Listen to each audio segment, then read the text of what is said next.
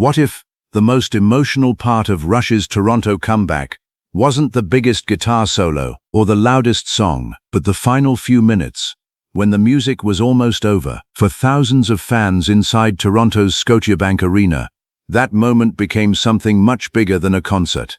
Rush had finally come home. In August 2026, Geddy Lee and Lifeson brought Rush back to their hometown for 4 sold-out shows as part of the 50-something tour, the band's first tour in more than a decade. And this wasn't just another stop on the schedule. Toronto was the place where Rush's story began, making these performances deeply personal. By the final stretch of the night, the audience had already experienced an enormous journey through Rush's history. Songs like Tom Sawyer, YYZ, Two Fi One Tuve, The Spirit of Radio, and Working Man connected different generations of fans in one arena. The set lists varied from night to night, but the feeling remained remarkably consistent.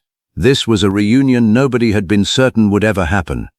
And then came those final minutes.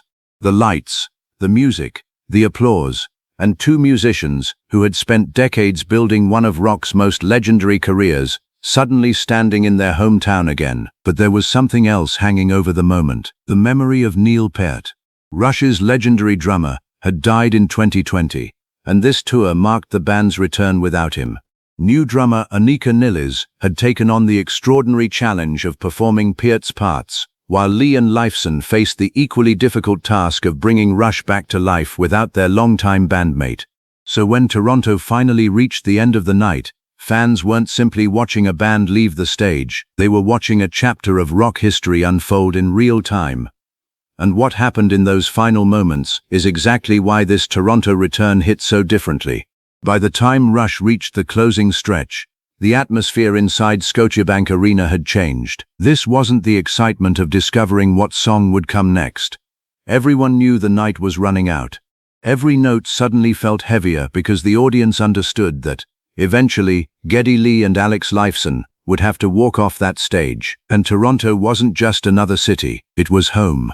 Rush formed in Toronto in 1968, with Lee and Lifeson becoming the core of the band alongside drummer John Rutsey, before Neil Peart joined in 1974. Decades later, that same city was watching Lee and Lifeson perform together again, carrying the weight of everything that had happened since those early days. But there was another reason those final minutes felt almost surreal. For years, fans had accepted that Rush was finished as a touring band. Peart's retirement from touring, followed by his death in 2020, seemed to close the door permanently. Then came the announcement that nobody expected. Rush was coming back, not with a replacement for Neil Peart, because there could never truly be one, but with German drummer Anika Nilles joining Lee and Lifeson for the 50-something tour. And that distinction mattered. Nilles wasn't simply stepping behind the kit and attempting to erase Peart. She was helping Lee and Lifeson perform the music again, while bringing her own identity and musicianship to the stage. That made the Toronto shows feel like a balancing act between memory and the present. Every drum fill carried the history of Peart. Every bass line reminded fans why Geddy Lee was still one of rock's most recognizable musicians, and every guitar passage from Lifeson brought back the sound that had defined Rush for generations. Then, as the final song approached, thousands of people realized they were witnessing something that had once seemed impossible. Rush was ending another night in Toronto, but this time, nobody knew exactly what the ending meant. Was this simply the end of another concert? Or were fans watching one of the last great chapters of Rush unfold right in front of them? And then the final minutes began. The final stretch of a Rush concert has never been ordinary, but in Toronto, it carried a different kind of weight. By the time the show reached its encore, fans had already traveled through decades of Rush history, and on the August 11 Toronto performance, the band closed the main set with the massive Toot 11-12 sequence before returning for By-Tor the Snow Dog and Working Man. That choice was almost poetic. Working Man was one of the earliest songs Rush ever recorded, appearing on their 1974 debut album. So after everything the audience had witnessed, the progressive epics, the complicated arrangements, the tributes to Neil Peart, The band suddenly returned to where it all began, and then something remarkable happened. The final notes didn't simply feel like the end of a song. They felt like the end of a journey. Imagine being in that arena and realizing that the musicians on stage had been part of Toronto's identity for more than half a century. Rush wasn't just performing songs associated with the city. They were performing music created by people who had grown up there, built their careers there, and spent decades carrying Toronto's name around the world. Then came the applause, not the quick reaction you hear after an ordinary song, the kind that keeps going. Geddy Lee looked out at the crowd, and on the August 11 show, he admitted something that said almost everything about what the night meant. "I never thought I'd see this again," he told the audience. Then came 4 simple words: "Words fail me." And suddenly, the concert wasn't really about proving Rush could still play. They had already proven that. It was about something much harder to explain. The feeling of getting something back that you had already accepted was gone. But there was still one more layer to those final minutes. Because standing beside Lee was Lifeson. Behind them was Anika Nilles, carrying the enormous responsibility of performing music created with Neil Peart. And in front of them were thousands of people who knew exactly what that meant. The question wasn't whether Rush had returned. They had. The question was whether this moment could ever happen again, and that uncertainty made every second of the ending matter even more. Then came the moment that made the ending feel almost impossible to process.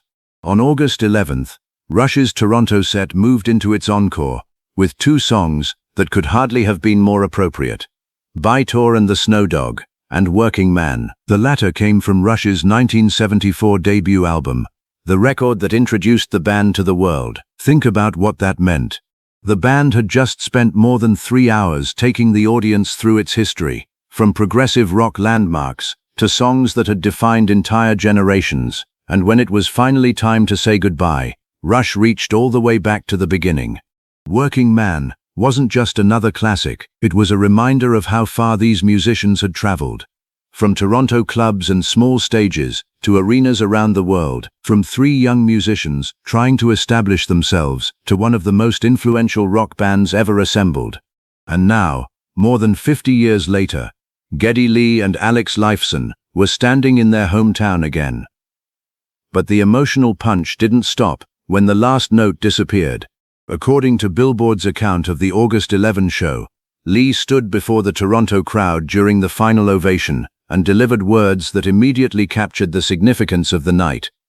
"I never thought I'd see this again." Then he added, "Words fail me."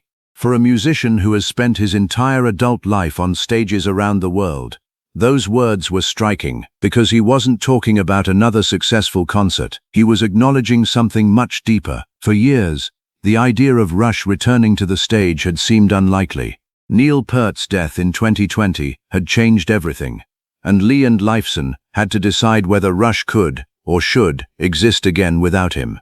Yet here they were, Toronto, their hometown, their fans, their music, and Anika Nilles, behind the drums, helping make a version of Rush's live sound possible again. The audience wasn't simply applauding a performance, they were applauding the fact that this moment had happened at all. And perhaps that is what made those last 10 minutes so powerful. The concert was ending, but emotionally, it felt like something had just begun. But the emotion of those final minutes wasn't only coming from the stage, it was coming from the crowd. For many fans, this was more than simply getting to see Rush again. It was the chance to experience a band they had spent years believing they might never see live again. One Toronto fan described the concert as one of the most emotional nights of their life, while another said they were overwhelmed by the combination of smiles, tears, and memories. And that reaction makes sense when you consider what the audience had just witnessed. This was Rush returning to Toronto after more than a decade away from touring. It was Geddy Lee and Lifeson sharing a stage again. And it was Anika Nilles performing music that had originally been created with Neil Peart. Yet somehow, the show never felt like an attempt to pretend nothing had changed. Neil was still missing. The band knew it, the audience knew it, and the production openly acknowledged it through tributes, photographs, and spoken memories throughout the performance. That made the ending even more powerful, because when Geddy finally stood in front of his hometown crowd and said, "I never thought I'd see this again." He wasn't only talking about Rush performing in Toronto. He was speaking from the perspective of someone who had lived through the loss of a bandmate, the end of an era, and years of uncertainty about whether the music could ever return to a stage like this.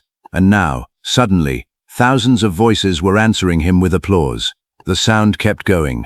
For a moment, there was no need for another song, no complicated arrangement, no massive drum solo, no elaborate production, just Geddy, Alex, Anika, and a Toronto audience, refusing to let the moment disappear. And perhaps that's what made the final 10 minutes so unforgettable. The music was ending, but the meaning of the night was only becoming clearer. Rush hadn't simply returned to Toronto. They had returned carrying their entire history with them. And as the lights began to change, one question remained hanging over the arena. Could this really be the beginning of the end? And then, it was over. After more than 3 hours of music, memories, tributes, and some of the most demanding songs in the Rush catalogue, Geddy Lee, Alex Lifeson, and Anika Nilles reached the final notes of Working Man. It was the perfect song to end the August 11 Toronto show because it represented the beginning of Rush's story. The song originally closed the band's 1974 debut album, and now, more than 5 decades later, it closed one of the most extraordinary chapters in their live history. But the silence after the final note didn't last. The arena erupted, and somewhere inside that enormous reaction was the realization that nobody knew exactly what came next. Geddy Lee had already said what so many fans were feeling. "I never thought I'd see this again." Then came the words. "Words fail me." Those weren't the words of someone simply finishing another tour date. They captured the uncertainty, gratitude, grief, and disbelief surrounding Rush's return, because Neil Peart was still missing. He always would be. But Rush had found a way to honor him, without pretending that nothing had changed. Anika Nilles wasn't there to erase Peart. She was there to help Lee and Lifeson bring the music back to the stage, and to let a new generation experience it. And that may be the real story behind those final 10 minutes. The ending wasn't really about saying goodbye to Rush. It was about recognizing how unlikely this night once seemed. A band that had already written its final touring chapter had somehow returned to Toronto. The hometown crowd got to hear those songs again. Geddy and Alex got to stand together on that stage again, and Neil's music continued to live. So when the lights came up, and the applause finally began to fade, the last 10 minutes of Rush's Toronto show had already become something more than a concert ending. They had become a reminder. Some chapters end, some legends change, but great music can survive both. And on that night in Toronto, Rush proved that sometimes the most powerful encore isn't another song. It's simply getting the chance to hear the music one more time.